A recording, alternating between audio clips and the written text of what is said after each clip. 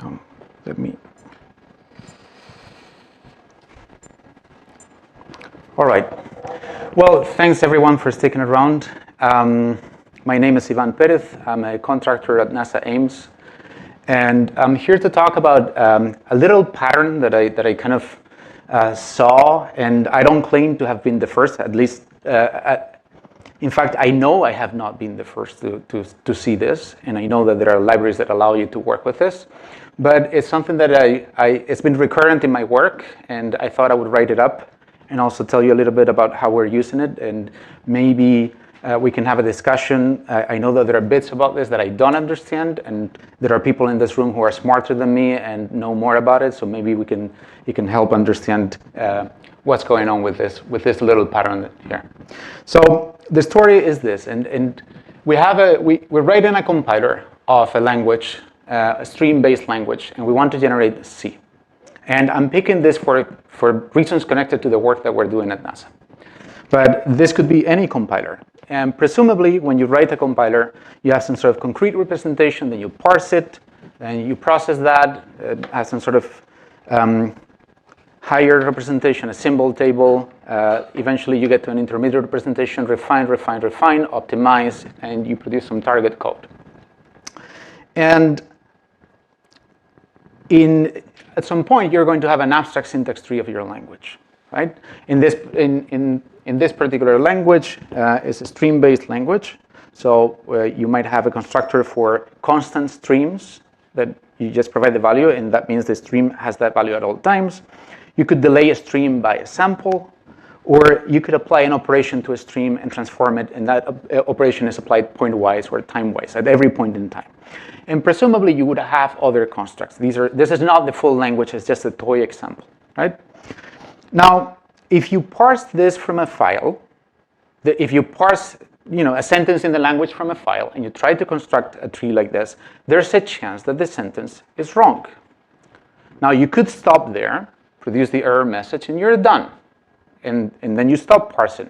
But if you want to keep parsing, then and keep producing kind of like a tree in some way, you have to fill in the branches of the tree that have failed. And you could find this useful because you want to process that tree later. You could also find this useful because you are doing something like pretty printing, where if you parse something, then you know how to pretty print it. And if there's a parsing error, you don't want to lose it. You want to keep it literally there and then put it literally in the output text. So there are different ways that you could fill in those gaps in the tree. You could put a maybe when you cannot parse something, if all you want to do is record that there was an error. You could put a string. Oh, there's a typo there. You could put an either with a string, and you keep the literal text that you could not parse. Or maybe if you can assume that the lex are actually completed successfully, you could just keep the tokens, and so on. There could be other mechanisms. So let's assume that you just put a string, the string literal. It could be the string you couldn't parse, or it could be an error message telling you what happened there, right? And this is what that tree would look like if you decorated with the string everywhere. You have an either in every place where you had content in the AST. So the constant, instead of taking an A, now takes an either string of A, so it could be an error message or an A, the same for each one of these and each one of these.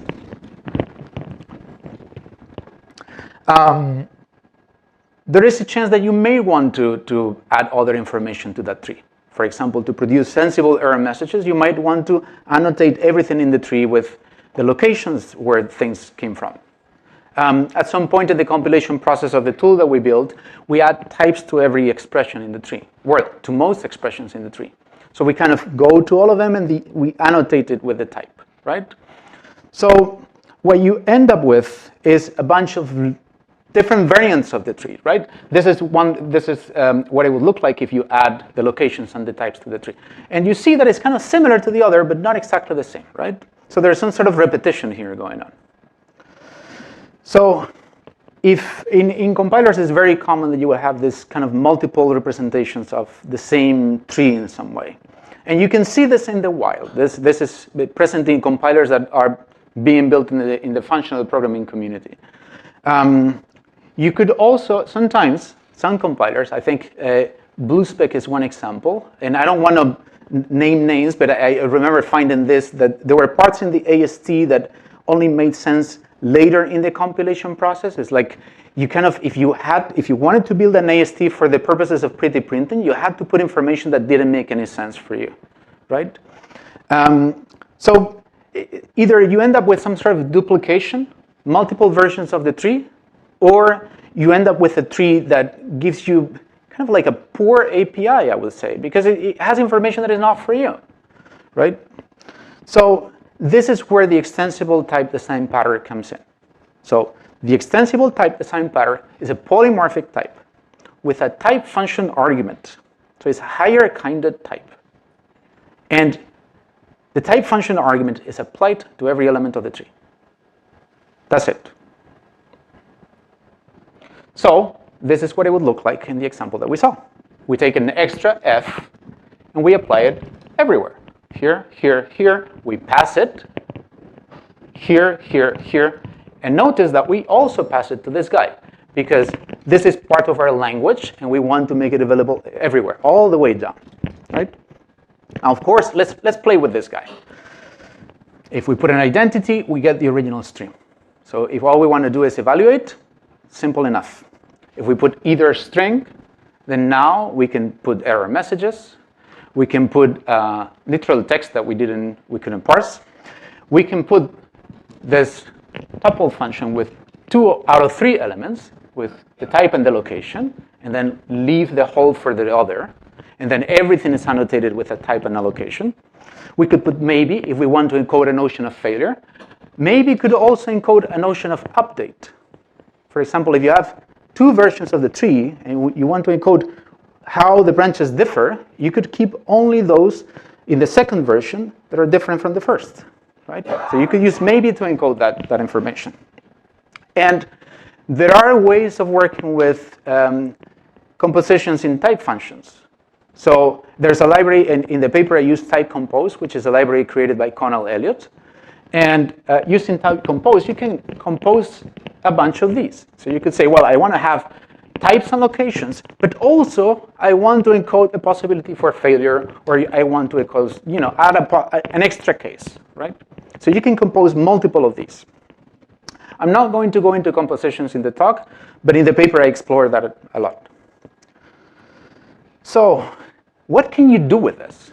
It's actually pretty funny, because it's not just that you can apply it everywhere. It's that you can selectively add information to different nodes in the tree. You can selectively add new cases. It's not just that you can add a type and a location. You can also add new cases, like we did with the either string, where everything gets a new case. You can remove branches completely. You can trim parts of the tree and say that can never occur anymore. And you can modify, because you can add and remove and you can modify, but also there are other ways to map. And when I say selectively, I want to be very careful with that word. I don't want to mislead anyone. The selection is based on the types, because we're using type functions. So you cannot selectively, like if you apply the F everywhere, you cannot later, at least as far as I know, you cannot later say, I'm going to make the selection only here but not there. Well, they better have different types, otherwise you're not going to get away with it. In the paper, the use is for compilers. The description of the use case is for compilers. But I actually experimented with user interfaces, and this has uses there too. And I think it has uses in other areas, and I'll speculate at the end, and I would like to hear if other people have tried this, because I know it's in the wild. Okay, so I'm going to show you how to do additions. Recall, this is the definition that we're working with. This is the extensible type design pattern. And now let's say that we want to selectively add, right? So we want to add information like type and location here, here, here, and here, but not here. And this is actually what happens in the Copilot compiler that we use at NASA, which is operations. We know their types. We don't need to annotate it with the types, because the constructors tell us exactly the types they have. So we only annotate other expressions. Well, in Haskell, we have a mechanism to do this, which is this, with a type family. If it's an OP, we leave it unchanged. Otherwise, we put the type. And then we're done. So we can selectively decide which ones are going to have extra info and which ones will not. And now, this is not actual code. This is just to show you what it would look like if you do it, right? That if you put the carry type function there, then you have the type here, here, here, and here, but not there. Sorry for the, hang on.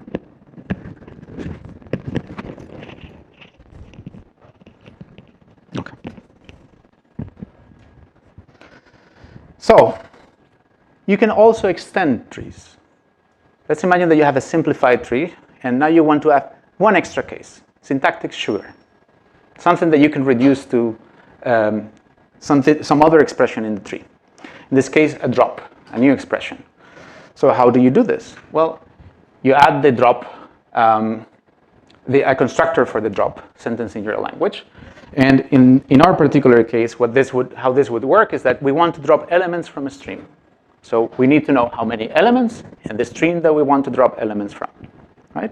So we define that data type, and now we create, again, a type family that says, if it's a stream, I extend it with a new case. It's either a drop or the original definition. And otherwise, I leave it unchanged.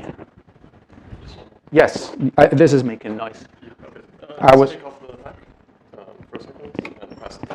There we go. Thank you. No worries. Thank you. And thank you. And sorry to the people on the line.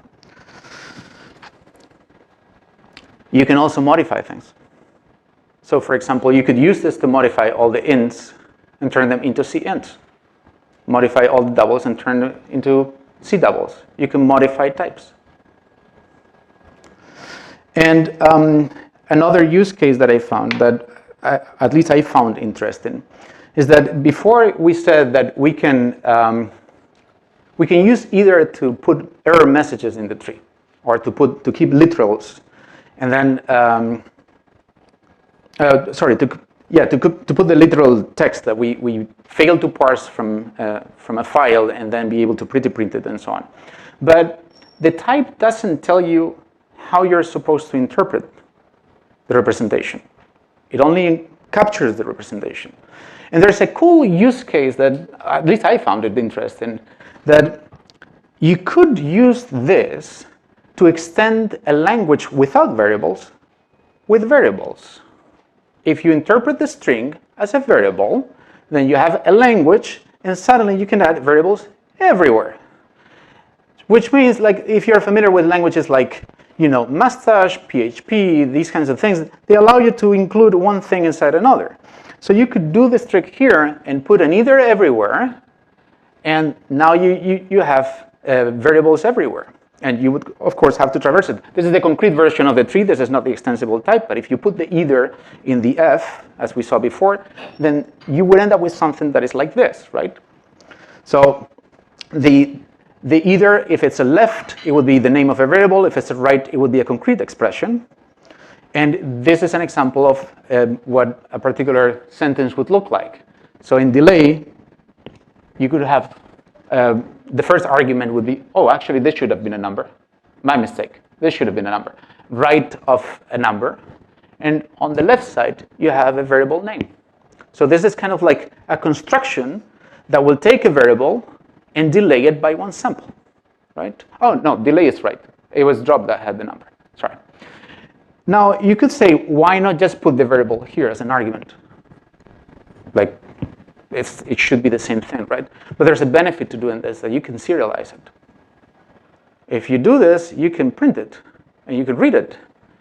So you could read it from a file, and you could, so there's that benefit. And this means you can take a data type, use the extensible type design pattern, and suddenly you can embed things in it. And it's not just that you can add variables, you could add expressions in some other language, right? So I'm actually going a little bit fast. So any questions so far? Comments? Complaints? No. Okay. Yes? This is something she The microphone, please. Microphone. yes. Nice. This seems to be something that GHC has used to deal with some fields using type families depending on which phase of the compilation pipeline you are. Do you have any thoughts about what are the main differences between this approach and what we can find there? I'm not an expert on GHC. I had a discussion with someone from Galois when I was during the rebuttal of ICFP for this paper. And they did mention that GHC used something like this, but I would like to hear from people who work on the compiler to know the differences. Like, if it's exactly like this, or if they're only to add information, or only to replace information, or anything like that. And also, if you found any limitations, like if there were cases when you wanted to do things and you thought this is actually a bad idea. Do you want me to answer that now? Well, yeah, you can go ahead. We are actually running a bit faster, so I don't mind like having the discussion now. Sure. So yeah, so in I'm Richard Eisenberg at Jane Street. So what GHC does is quite similar to what you're describing here. The difference is that at each, so go back maybe to a slide any slide with there. That doesn't matter which. Yep. Well, no.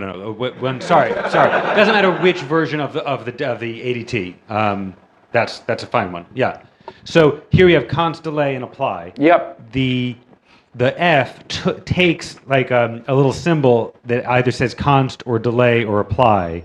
So instead of just doing type-based disambiguation of like whether you're adding or removing or whatever, you can actually have, yes. So both const and delay, we see that there's FA. Maybe we want the const node to add something to that FA. But we don't want it for delay because in const it would be like F const A and delay would be F delay A. We can case on whether it's const or delay, and that way customize per constructor. Other than that, it's basically this idea. Mm-hmm. Yep.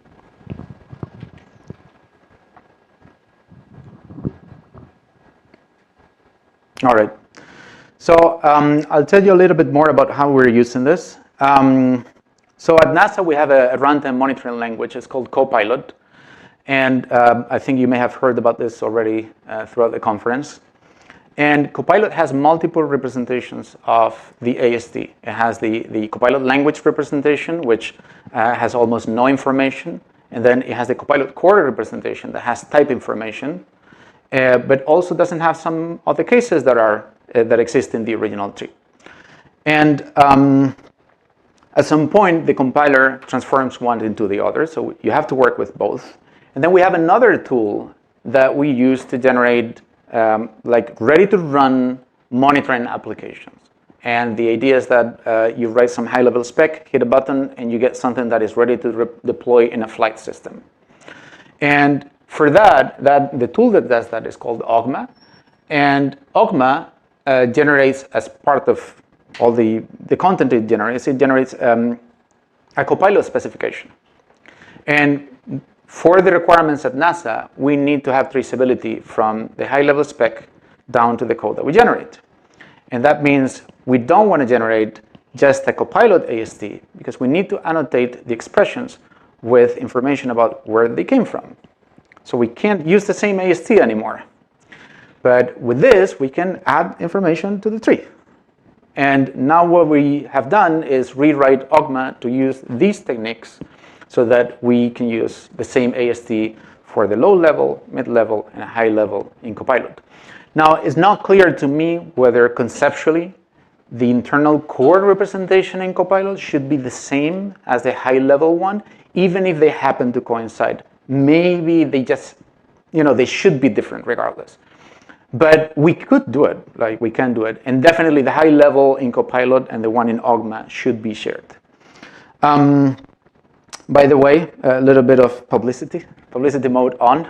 These tools are open source. You're more than welcome to go to the repo and check them out and try them. And if you find bugs, file them.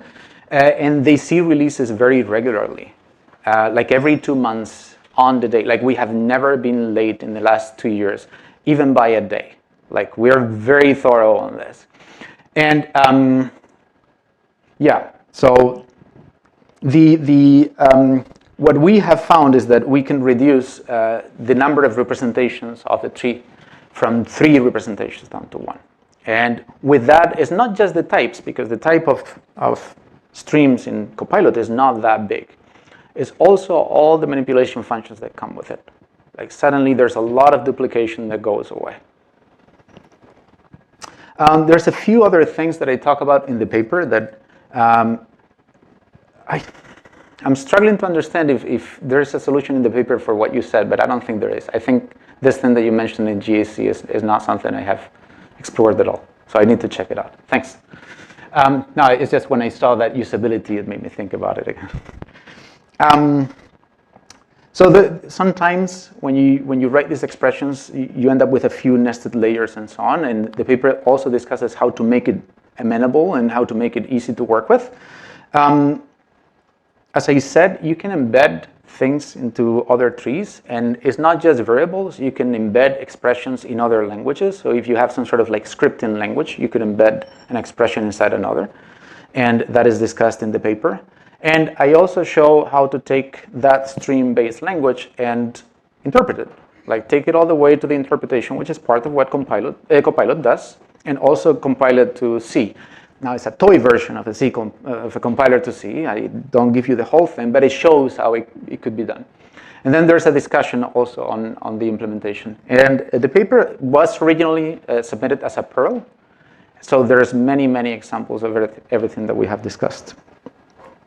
And these are the 2 repos for the tools that I mentioned. And as I said, you're more than welcome to try them. The tools also happen to follow a very thorough software engineering process. And this is all open source. Like, I don't keep a private version of these things. So you can see how we are developing high assurance Haskell at NASA directly on the repo. And you can see everything, how it is filed and it progresses and so on, which, apart from the talk, is a cool like software engineering experience. Now, there's uses for other things. Now, in the original version of this paper that I submitted to ICFP and got rejected, I also discussed user interfaces.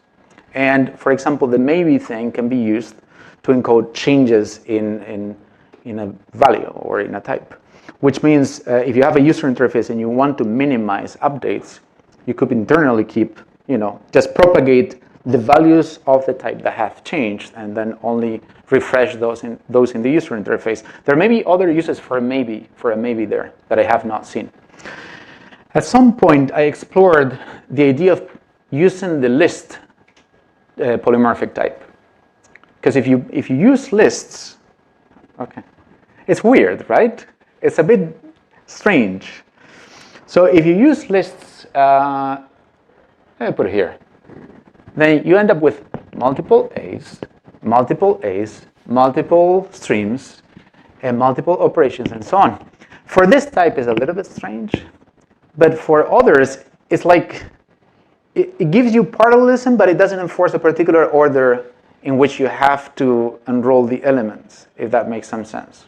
So you know how in Haskell you can use, sorry, I said parallelism, non-determinism. You can use lists to represent non-determinism. If you do it that way, then suddenly you have kind of like more granular non-determinism. But it doesn't enforce you to extract the elements in a particular order. And I have yet to find, like I found a few examples of things that you could do with it, but I haven't found a concrete, solid use case for this. You could also use a continuation mode, and then you have pre-applied. You have, you have elements to which, if you provide a value of that type, they will give you a result. And I'm also exploring, and this is kind of connected to what was discussed earlier in the conference, the idea of adding some sort of constraints to the fields. It's not just that I give you multiple possible values, it's that I also tell you how that field could be constrained in some way. I confess that I don't know enough type theory to fully understand the details of what's going on behind this. I'll be happy to collaborate with people who do, if somebody wants to help me formalize it and understand it. And that is pretty much everything I came to say. I'd be also happy to hear, well, I'm happy to take questions and yeah.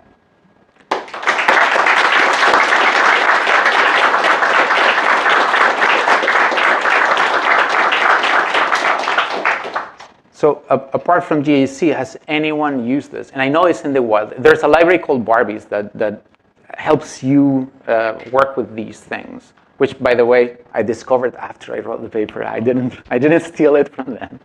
Yes? Yes, so I've used it. That was your question. Well, you've used it. So, okay. yeah, but anybody else have a question or a comment? I probably missed something, but it looked like you would need partially applied type synonyms to do this, don't you? You would need partially applied types. Not type synonyms, type families. Okay. And hang on. I think yeah. I thought that wasn't supported. So if I understand your question correctly, and I think if you use a new type wrapper, then it works. Okay. And this is explained in the paper, actually. I have the paper open right here.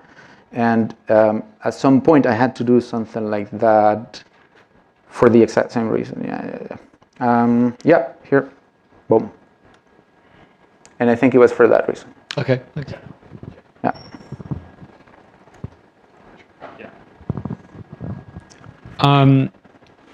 Thanks for a great talk. That was very clear. Thank you.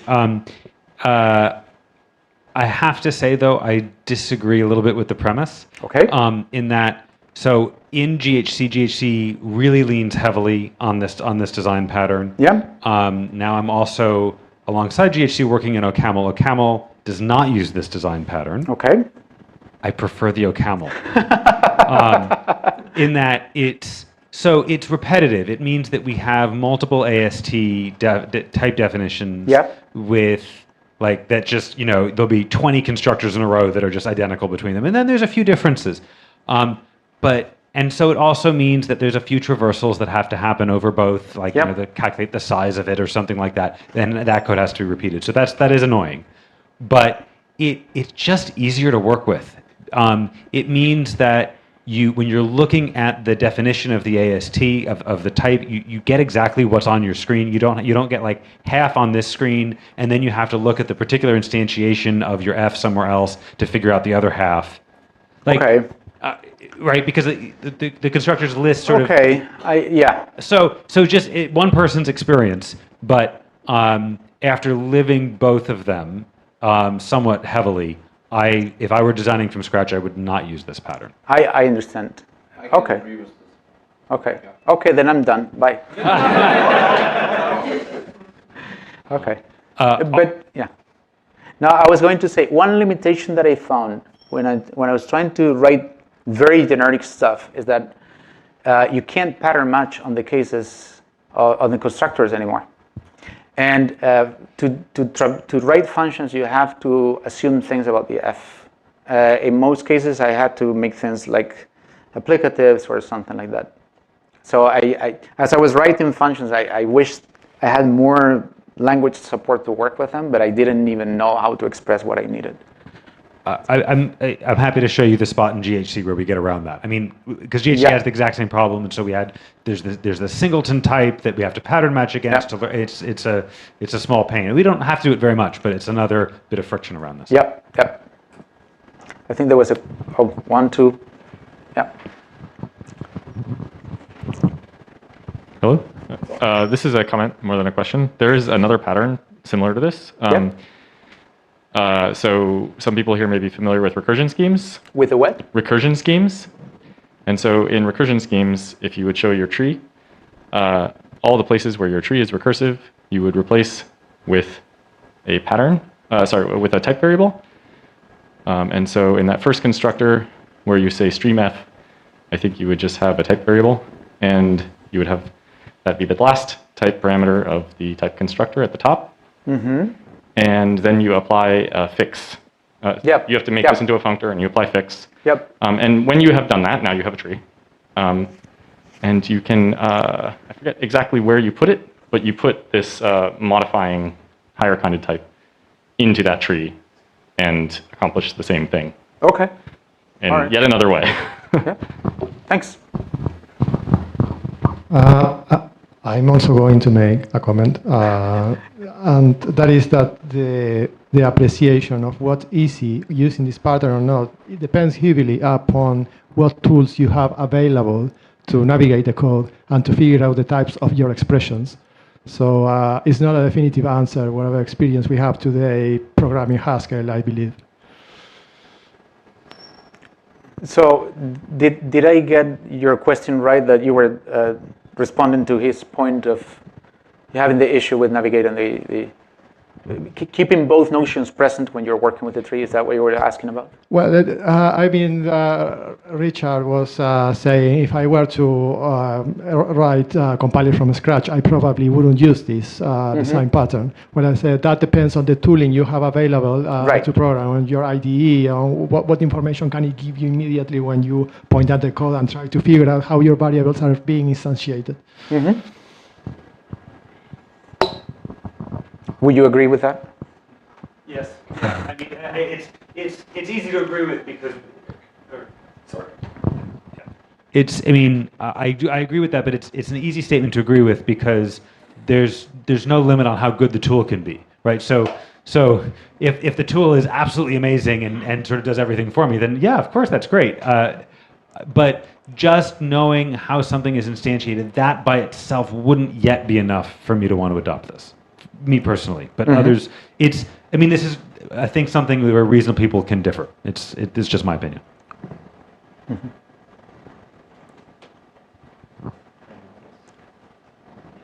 Well, there's another.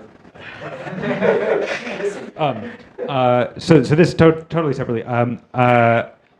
So you mentioned lists. Yes. I have an idea of where it might be useful. Please. When you want like information to flow the wrong way. So one thing that we maybe think we want to have in Haskell for some time is type-directed name resolution. So if you had, let's say, multiple different types that all had a constructor named cons, right? You want a vec type and a list type and then maybe some others. So it would be very cool if we could use type information to figure out, like if you write cons in your code, it would be good to use type information to do that. Right now, all name resolution happens in a completely previous pass. But I could imagine an implementation that in that name resolution pass produces a list of possible meanings for it, which then get disambiguated in a later pass. And that might be a place that lists could be useful. I don't know. Certainly haven't tried it, but that strikes me as the right kind of thing. When a later pass is used to inform an earlier one, might be the right shape. The last thing I wanted to say was the GHC's design is based on a paper called Trees That Grow. Okay, so as long as you have that. I know the paper and it's mentioned and discussed in this work. Okay, great. Thank you. I just, quite a few years ago now, Kent Dybvig and his collaborators at Indiana built something called the NanoPass compiler infrastructure, which really works only for Scheme, but it addresses the problem of a collection of related abstract syntax trees that carry different values and have different constructors, and it does a whole bunch of the sort of boilerplate things for you. And I and a few others have felt ever since that we desperately need something like this for the statically typed languages, the ML family, Haskell. So if there are any PhD students in the room who want to tackle a hard problem, think about that one. Bit of a comment here. I think just an idea to get around the issue of like the difficulty in writing functions that apply to these things generally. What you might want to do is, if you know ahead of time, like the series of different f's that you'd want to use, or the general type of it, you could make like a single type class that lists all of the general operations that you'd want to use over them, instead of relying on something like applicative or something. And then you can generically work over all the different possible f's that you care about. But I don't know, maybe that wouldn't be that extensible, but that's a thought.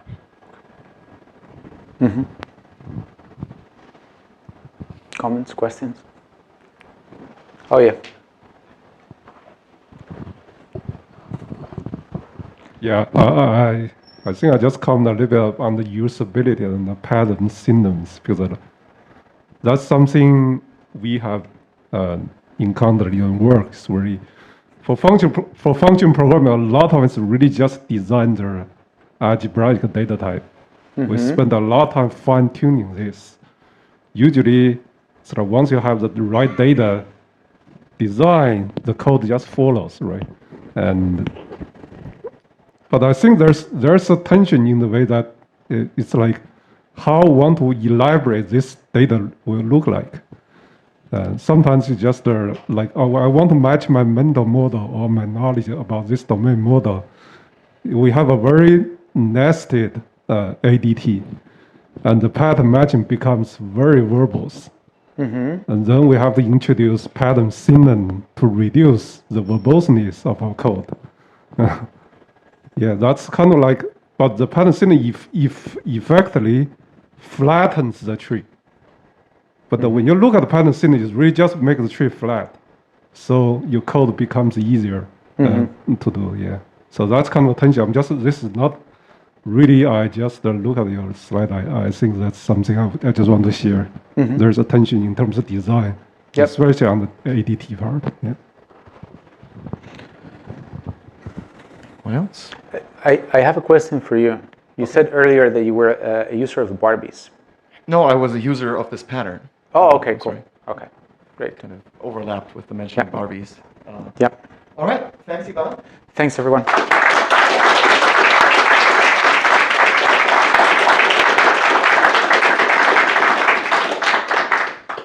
So this concludes the first ACM SIGPlan workshop on functional software architecture.